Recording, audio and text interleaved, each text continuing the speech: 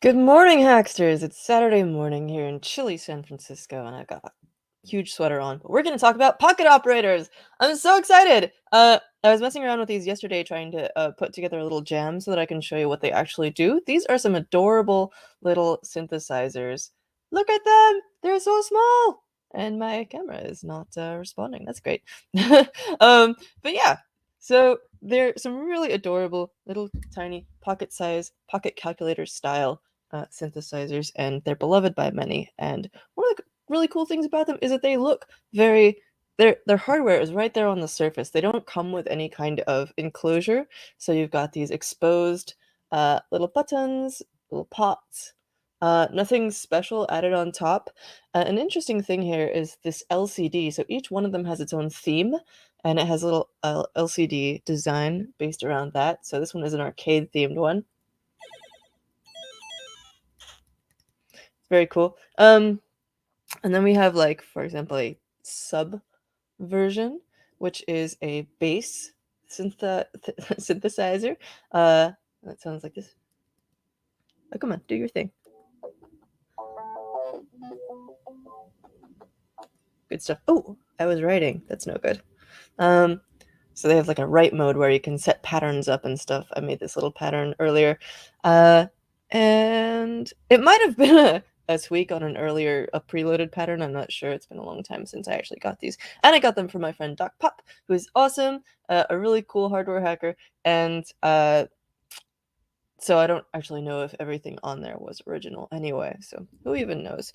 I'm going to try and fix this other camera really quick.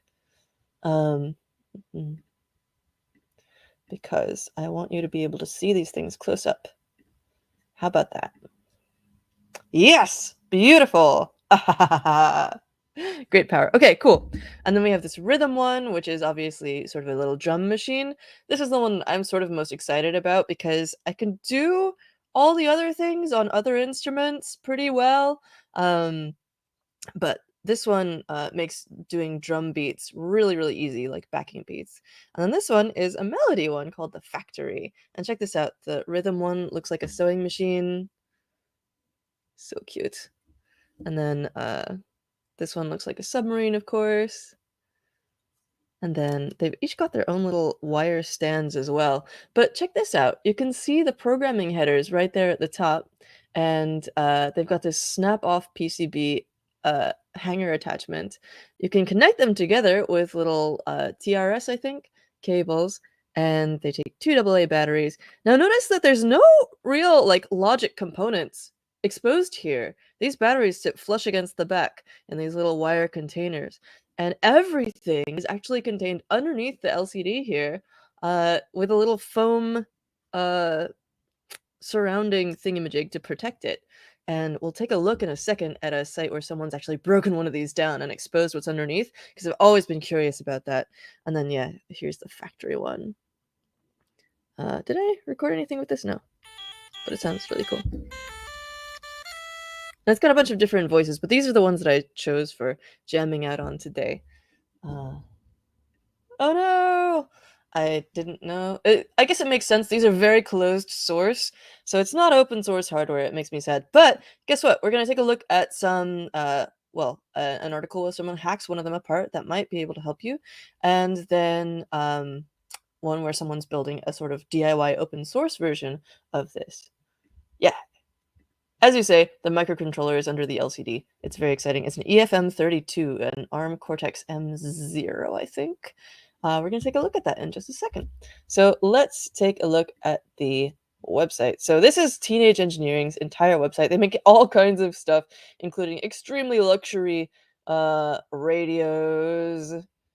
This is one of their newer ones. They're mostly more known for their synthesizers, and this one especially, the OP1, you may have seen around. It's sort of a really chocolatey luxury synthesizer. This one is a synthesizer and sequencer. Just look at it! Their whole thing is like incredible design. And if you look on their main page, actually, they're pushing this computer. Where's the computer? Here we go. It's not actually a computer, it's just a case for a PC that you would build yourself, but yeah, very pretty. That's sort of their whole thing, and it's just exquisitely, painfully, intentionally designed, and you can read all about those. But those aren't the main feature. We're going to talk about the pocket operators. So there's tons of hey, no, mm.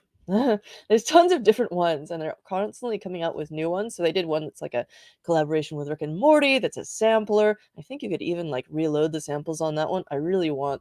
Oh my gosh, I'm I really desire this micro sampler one.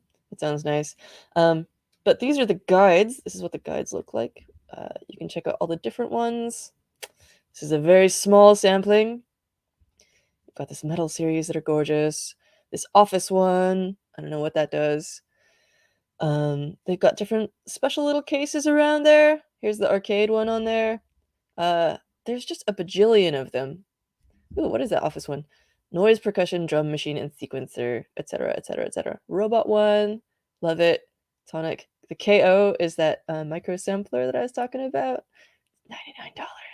These are, they typically run about $50 ish for the more basic ones, and then some of them are more. Oh my gosh, vocal synthesizers! I need to not look at this page. It was a mistake to come here. But they've got really cool looking guides for all of them. My one beef with this is that I wish that they would make them a little more high contrast for people with visual difficulties. They've got a really thin font here, but it's all design. It's all about design. They tell you really well how to get everything set up. There's also a million different tutorials online. Live effects, drone fade out, tweaking the sound, swing tempo volume, all kinds of stuff. Chaining patterns together, syncing multiple units. Now, this is something that we're going to talk about again later, because people have made like Thingiverse. Let's just jump into that. Okay, so Sweetwater has a guide for synchronizing pocket operators as well with little cables. As you can see, it's done with these TRS, standard stereo audio cable. Okay, so TRS between different operators. And for example, people have made things like this, where you can mount a bunch of them onto one board and connect them together with little cables. It's beautiful. All kinds of stuff people have shared on Thingiverse. I love this little holder for them that's like got the specific name of which one is stored inside of it. There's this little submarine case that looks really cute. That's probably for the sub. And all kinds of different cases and things. I love the look of this one. It's extremely cool looking. Somebody's made little numbered buttons because the numbers of the buttons are very important here. Come on. There we go. Look at that. Isn't that awesome? It looks really cool. And then also something like this where they've created a mount for it with a little lever that you can use to push the right button, which you use to create patterns. And then also it allows you to mount your phone up there. They said something. The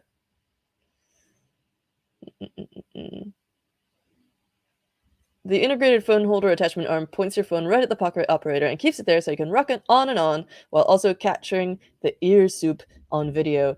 I find ear soup an extremely evocative phrase. I'm not sure I like it. But yeah, all kinds of cool 3D printables for this if you go on Thingiverse.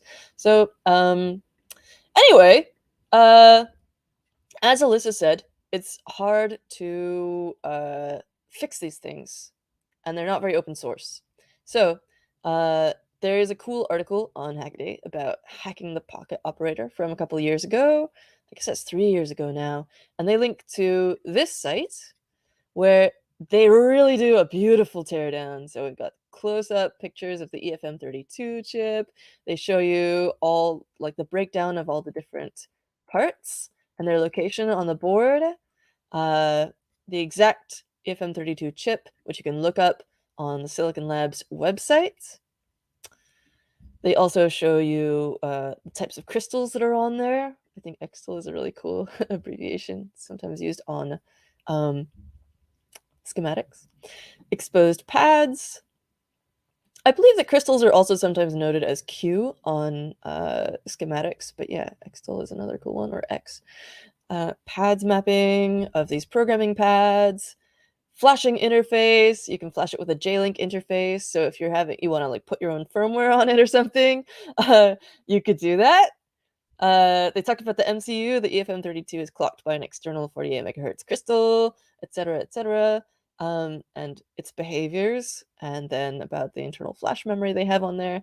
They talk about the mapping of the 16 sequencer LEDs and the other ones as well. I think there's 16 on one for each sequencer button, and then also one for the play LED play button, so that that basically shows an LED if it's currently playing audio.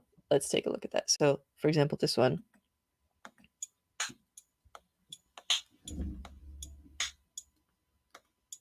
That little LED is separate, apparently, from all the other ones. But you can also see where the other ones have their steps highlighted for what's going to play. And they go to sleep after 5 minutes, which is pretty good for the battery. So you have to hit that button again. Ah! Okay, more. So yeah, the LED waveforms, how they're being triggered. I love this. I love this page. And what's interesting is that they seem to have taken apart several of them, because at the top you can see that this is the orange factory one, and then down here you've got the blue, probably the sub. I don't know if they took that one apart actually, but they map out all the different pins for you. Keys mapping, the codec. They show you the codec chip up at the top, and they talk about how it's powered by a 2.5-volt LDO regulator, and all kinds of cool stuff about the codec. The codec vias, they've mapped out all the different vias on here, so that you don't have to necessarily rip the top off the LCD off if you want to access those. That's pretty cool. The speaker output, you can attach. There is a little tiny speaker hidden under the LCD, which has a really surprising amount of oomph. Like, for a tiny speaker mounted underneath an LCD, I've got these on a pretty low volume setting, and they still are quite easy to hear. It's really cool. Ooh, John Edgar Park broke out the buttons of his PO to a matrix of arcade buttons. I love that idea. I think honestly, like, if you're gonna do that, I think it's rad. At the same time, uh, I think one of the virtues of these things is that they are pocket size. And if you're gonna go for something that's bigger like that, then you might as well just, like, have a bigger synthesizer. But it is cool if you like the pocket operator workflow, and like being able to chain them together, and like the sounds that they make and stuff. But yeah, at that point, I almost feel like you could be using like a Korg Volca or something like that. But those are much more expensive. Those are like $150, $200, and these are only like 50 to 99 ish. So it's still a cool project. I think that's awesome. John Edgar Park does tons of cool stuff. Yeah, he does a lot of tutorials for Adafruit. I think he's awesome. I believe that. Oh yeah, the portability, exactly. You can just literally shove it in your pocket. Plus, they have this really beautiful calculator aesthetic, and I'm afraid that like hacking on it would kind of destroy that. They're beautiful. That is, as you say, they make it cool stuff, but like they're not very hackable, and they're not very open source. But that's why we have people in the community who are making pages like this. But yeah, point being, they are beautiful, and that's a big part of the point of them, honestly. Like, good audio equipment that, like, looks really pretty and has a nice interface. I do have to reteach myself occasionally how to use these, but it's pretty intuitive once you start digging into it. Codec configuration. So yeah, all this stuff about how the codec works, and that's most of the rest of this page, honestly. Oh, the display. Yes! They map out all the different parts of each display for several of these. So they must have been just going in and, you know, activating each of these pins in turn, and then seeing what LCD segment it corresponded to, because they've got this incredibly in-depth view of them. It's beautiful. Which one is this? This is the factory. Oh, they say it right there. The display, or the sub. This is the sub one. PO12. That's the rhythm one. I have to say, there is another obnoxious thing, which is that, like, they tell you the number of the unit when you're going to look at the guides and stuff. You can go to this guides page. Um, And they show you the color as well, but they don't tell you which one it is. So, for example, the PO12, I wouldn't know off the top of my head that that's the rhythm one, and the blue one is the 14, which is the sub. They don't say the number of it on the front of the board, and they don't say the name of it in the guides page. So, like, here it says sub. It doesn't say PO14. It says that on the back, but then you have to flip it over and look down here at this area to find out that. So if you're just like trying to set something up, or you have this attached to one of those switchboards and you want to look up the guide, you could still go by the color, but it's a little bit annoying, or like maybe you don't have color sensitivity in your vision or whatever. I don't know. There's some things that are a little bit usability focused that I could talk about, but whatever. Um, yeah, so cool stuff on Thingiverse. Oh yeah, coming back to open source. So can you build an open source pocket operator? Apparently, the answer is maybe. The Teensy Beats Shield is based on the Teensy platform, which I love, is really incredible for lots of really nerdy, in-depth audio stuff. And the creator of Teensy, Paul Stoffergen, is a really active and involved um, founder. So he doesn't necessarily do a lot of music stuff himself, but he is incredibly responsive and involved. I've asked him questions several times in the past before, and he's jumped in with like all kinds of references and stuff. He's done all these, he sent us this teensy audio workshop that I did a few years back, and I think it was like 7 years ago now or something like that, on the Hackster channel, which really walks you through how to use the Teensy with the audio shield, which is really nice and high quality for not very much money. So this is a pretty accessible way to get into this. You can program the Teensy with Arduino code as well as other stuff, I think. So they're saying, I found they are completely closed source and the existing firmware is read protected. One post suggested that the Teensy and its DSP capabilities, so digital signal processing capabilities, could probably be used to build an open source device. I had a Teensy 3.2 in my toolbox and decided to investigate further. So they've got their own little, they've got 4 potentiometers on here, which is interesting. Let's take a look. Yeah, and then you've got a connector for the Teensy on the back, and all kinds of good stuff. This actually looks like a later version of Teensy. This might be the like 4.1 or something. Cool.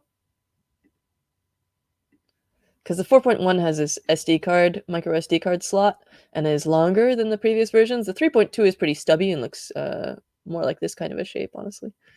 Haha! But you can go check that out. I've linked it in the description below, along with a bunch of other stuff here. And also there's a lot of nice new displays that you can get nowadays. So I feel like you might even be able to do a more, integrated, aesthetically pleasing display on here. No shade at all. Like, this is an amazing project, and they've been doing it since 2018. But you can get the PCBs on Tindy. Let's see if they're in stock. Ah, alas. But it's open source, so, And then there's also apps that people have created for Android to interact with some of these things. You can connect to the pocket operators through the little sync cable things, and you can, connect that to your pocket operators and make them sync to whatever you're outputting from your phone, which is cool. All kinds of cool stuff. Sample loader for the PO33. Scale app, how to transpose samples into the key you want. Patch sharing app, all kinds of cool stuff. Sync signal generator, that's the one I was talking about, where you get the Teensy, the pocket operator to sync to whatever you're outputting from your phone via these little TRS jacks. So cool. Yes! My partner was just showing me this, the Dirty Wave M8, or is it the Mate? I don't know. Music tracker. Okay, this is really cute. I'll pull it up and then we'll take a look at it right after we hear the pocket operators, because that's what we're technically here for. But this is, oh, it's very cool. It's another little teensy based, it's a tracker. So it's, instead of having like little buttons that you hit to play stuff, well, maybe it has a mode for that too, but it basically, you go through and you sort of program in each step of the sequence. You can go really, really deep with it, actually. Sequences of sequences of sequences. programming in the pitches and instruments and effects and stuff, but it's more of a pre-programmed kind of thing. These ones you can program in. Ooh, camera shifted. These ones you can program in uh, patterns, like I'll show you in a second, but you can also just, play. So I'm going to try and turn these up a bit because I think that it's going to be a little hard to pick up on the mic. Oh, that's not what I want to do. As you can see, like let's get more volume. Yes. Yeah, you change the volume by hitting the BPM button and then choosing a level from 1 to 16. Not the most intuitive, but once you have it down, it's not too bad. And then, you can choose different sounds by hitting the sound button and going like that. I think I was on like 11.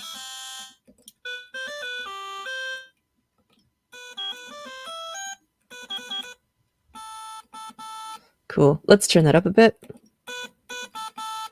Cool. And yeah, let's go. So this is just like a little thing that I put together last night while playing around with it. Yeah, as you say, a 3D printed enclosure would make it perfect. There's all kinds of ones available on Thingiverse. I'll link that in the description below. Let me know if you can't hear this. I moved my mic up specifically.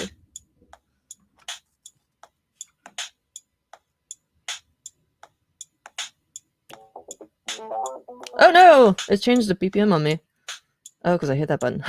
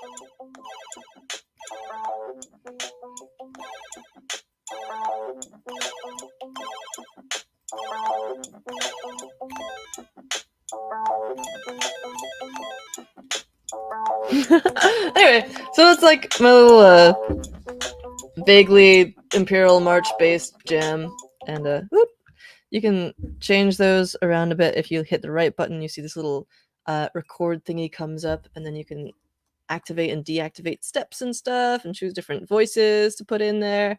As Alyssa says, changing the parameter knobs can change the sound. I did a little bit of changing the pitch with this one. But yeah, the drum machine is a little bit of an outlier when it comes to how it works, but the guides are really helpful. All kinds of good stuff. It's not a full chromatic scale. That's true. So, for example, this one that I was using, I think it's actually meant to be played in like C, but the relative minor of C is A minor, so you can start here and get a minor scale. But as you saw, like I wasn't able to play the perfect Imperial March because I don't have access to all of the half steps, the actual chromatic scale. And so, for example, that should actually be like a half step lower. Do do do do do do do do do. It does a cool little like shift, and so it's not perfect for that. but you can still get some really cool stuff, and the fact that it's not a full chromatic scale also means that it's pretty easy. It's sort of like training wheels. If you don't have a lot of music theory experience, you can still make something that sounds pretty nice because you're not going to accidentally hit something that's out of that scale. But at the same time, you do have to know a little bit about music theory. Another interesting thing about these is that, like, so you would think, so it starts like this, right?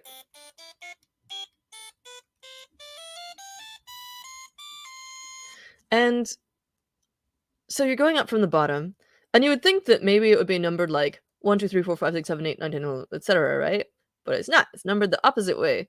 And that makes sense from like a programming the beats in perspective. Like as a sequencer, it makes sense that it would be arranged that way. 1, 2, 3, 4, all going down and left to right. But when you're actually playing pitches, it's kind of the opposite. You would want it to sort of be going up, in my opinion, as someone, now that I think about it, no, because, like, yeah, I was gonna say maybe that's, like, my some weird personal bias thing that I have, but it makes sense, like, when you've got the lowest pitch down here, you would think that that would be, like, and at the very least, it would go up, but you're really going 13, 14, 15, 16, 9, 10, 11, 12, 5, 6, 7, 8. So I was, like, writing down some of my favorite combos here, in just like a weird notation. And it's really confusing. You can't actually get a sense from this of how it would sound unless you're really, really, really, really, really familiar with the pocket operator that you have.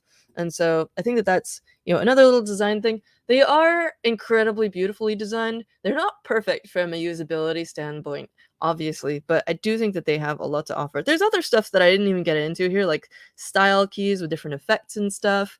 But I tend to just accidentally put a bunch of stuff on there and then get annoyed with myself later or with the pocket operator later because I can't. It's annoying to sort of play with styles that your past self created, like months and months ago.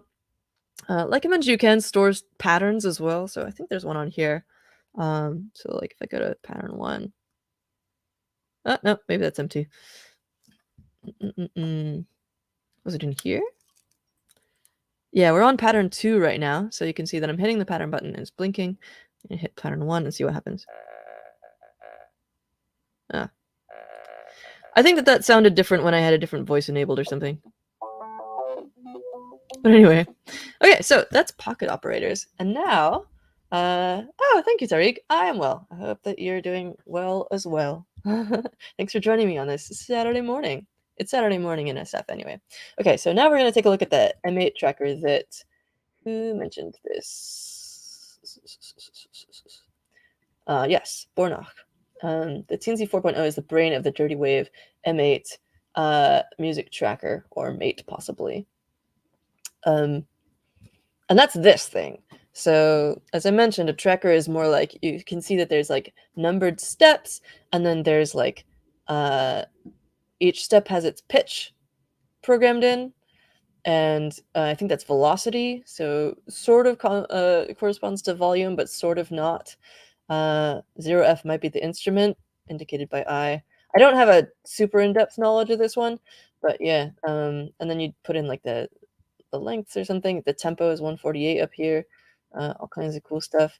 Oh, and then there, on the right here, you can see this really interesting little mapping of different interfaces that they have, different screens. Really interesting little tracker. This runs about $500. So beware, just because it's based on Teensy does not mean that it is either like really DIY or necessarily open source or affordable. But it is a cool option if you want something that's a little bit more hackable. I'm not gonna get one. I don't need to start being the kind of person who throws down $500 on a tracker, but it is very, very beautiful, and it's got some cool keys on here that are like real full size, probably like Kale Chalk or Cherry MX switches. It's got a beautiful, oh, it's so pretty. I'm not gonna get into that. You can check it out if you want. Yeah. So that's the pocket operators. Um, any other questions or comments before we wrap up here? Let's see. There's a lot of extremely, extremely beautiful ones, extremely expensive ones. Trackers tend to be a lot more common in the world of chiptunes. This is true. There's a lot sort of based on the Game Boys. There's LSDJ. There's a really cool one, in the Pico 8 game editor on the Pocket chip, which we've covered before. That's now I think they might be I heard that, the chip people are coming back. Remember the chip $9 computer? Um, so those people, apparently are starting to come out with a new, product, which is interesting because it kind of imploded a few years back. But someone's creating the Pocket Chip 2. I wanna show you this. Here we go. So the Pocket Chip, is this. A little handheld computer that I think is gorgeous and really cool. And it also comes with an editor called Pico 8, where you can create not only your own tiny games, but everything from sprites for those games to music for those games and sound effects using a tracker that's built in. And it's not necessarily the most workable thing, but it's very cool. So all kinds of different trackers out there.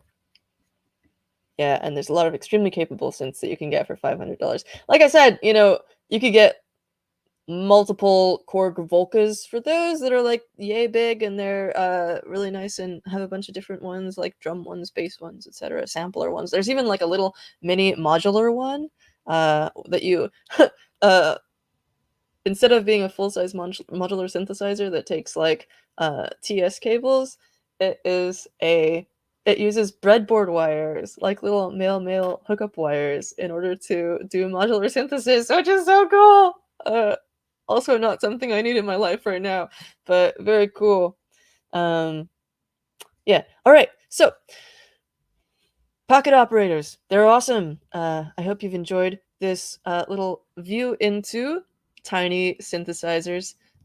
Pretty affordable, not very open source, but there's open source versions that you could dig into, and there's a hack teardown website with all kinds of info if you want to try digging into the like real meat of these things. They're only like $50 to $100 if you are looking for something like that's a nice little interface to hack on.